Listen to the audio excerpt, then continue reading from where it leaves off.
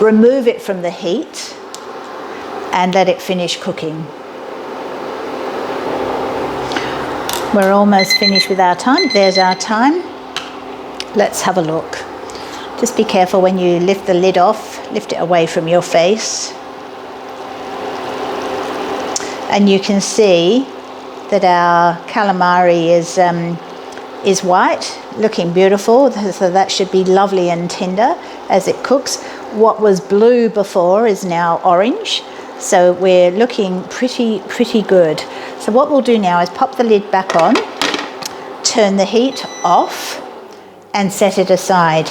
Now, if you're using an electric cooktop, it's best to actually move it away from the element, put it onto an element that is cold rather than hot. Otherwise it will continue to cook and you may end up with a burnt paella.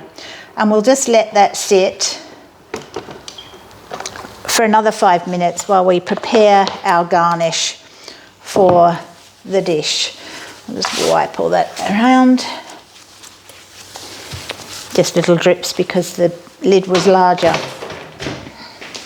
Now, I forgot to mention, if you are using pippies, then it's a good idea to actually, live pippies, pop them into to some water, cover them with water, and then put a little bit of salt in there, a good pinch of salt, and that will purge them of their sand.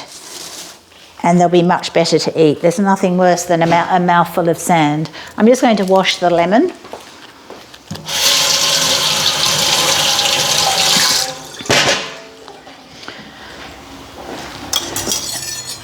Excuse me. And the best way to cut the lemon is to actually top and tail it, like so, and then cut it in half lengthways, and then cut into wedges. This is quite a big lemon, so I'll cut into more than one. And cut that membrane off there. The reason for that is, see how I've got a lovely clean edge now? If I didn't do that and you squeezed the lemon, most people would take a fork, put it in there and squeeze it over their seafood. But because you haven't taken that membrane out there, it squeezes everywhere else or in your face rather than actually on the food.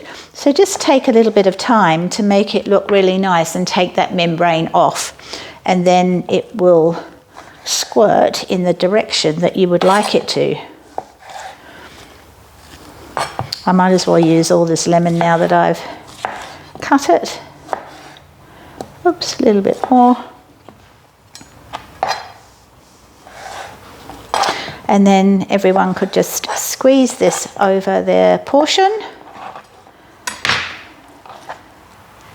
And should be beautiful.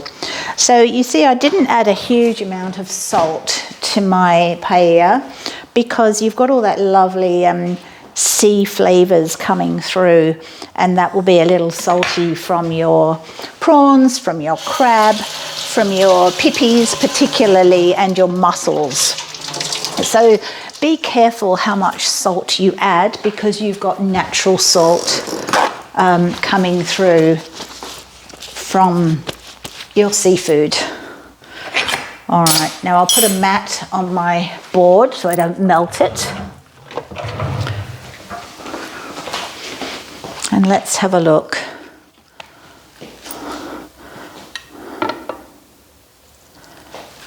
Good enough to photograph, which I'll do for you. Okay, and now we just pop our lemon in and around.